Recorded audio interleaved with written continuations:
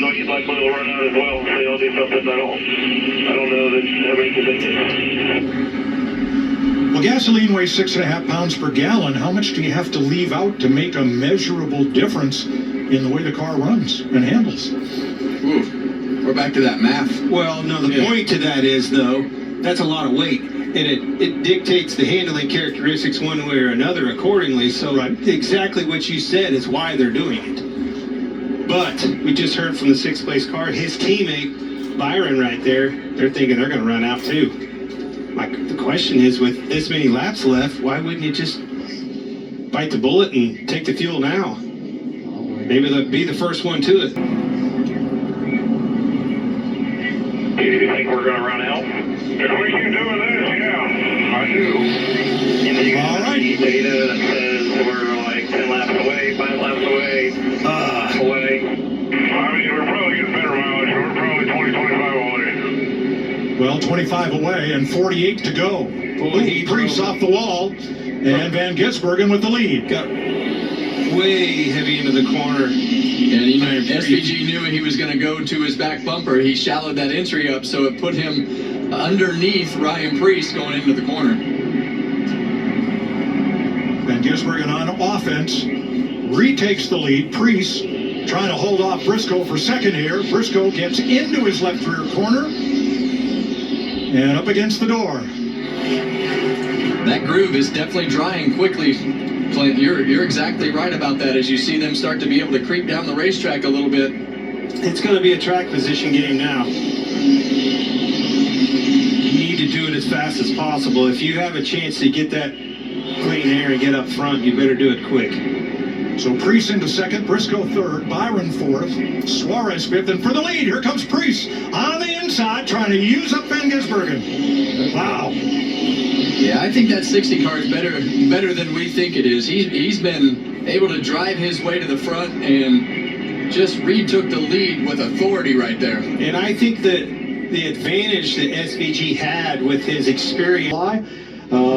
They do some government work I can't tell you any more about, but it's very, very cool how he has built an empire. And for a guy who started here at age 14 slinging bags of peanuts in the grandstand at Bowman Gray, I'd say that's quite an accomplishment. Well, I don't know why all empires work, but I know why that one works. Kevin and I have both been there. My dirt shops were there. I was there earlier in the morning. I was there late at night. And there was only one common denominator you always saw in the parking lot. There was a black Tahoe in there. It didn't matter if it was 5:30 in the morning or 10:30 at night. Richard Childress was there working. Well, Mike, just to update you with what you're seeing on the 77 car right now, they actually came in and put slick tires on. The problem with that is you are not allowed to put slick tires on these cars right now because the track has not been deemed a dry racetrack by NASCAR. So then we saw the 45 car come in. They tried to do the same thing after they saw the 77 car do it. NASCAR would not allow them. Rapidly. Never have we seen this many different characteristics in one race. There's Blaney up to sixth in the third row with Dillon, and here we go. There's some cars here that are back in this thing because of all the carnage that we've seen, and Blaney's one of them. Suarez up for third off turn two. Fourth is side by side. Byron inside Blaney. Dillon looking in. Yeah, and as this track has dried out, obviously Ryan Blaney has become better and better. 3 cars got him jacked sideways right there. And Dillon moves to fifth. And Blaney boots him into turn 3. Up he goes, and that position changes and more. Yeah, that's Bowman Gray. That's Bowman Gray. That's the best way to put it.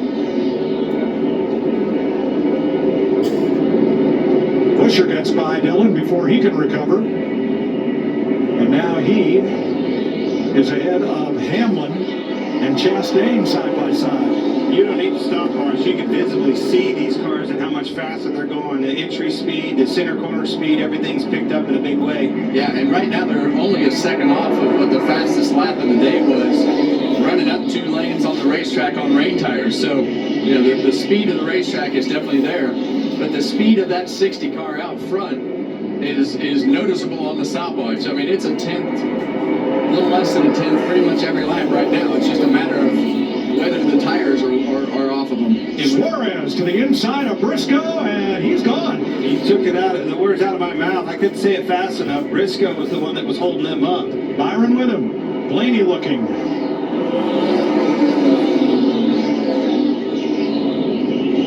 You see that 24 car just right on that left rear bumper cover going into the corner right here.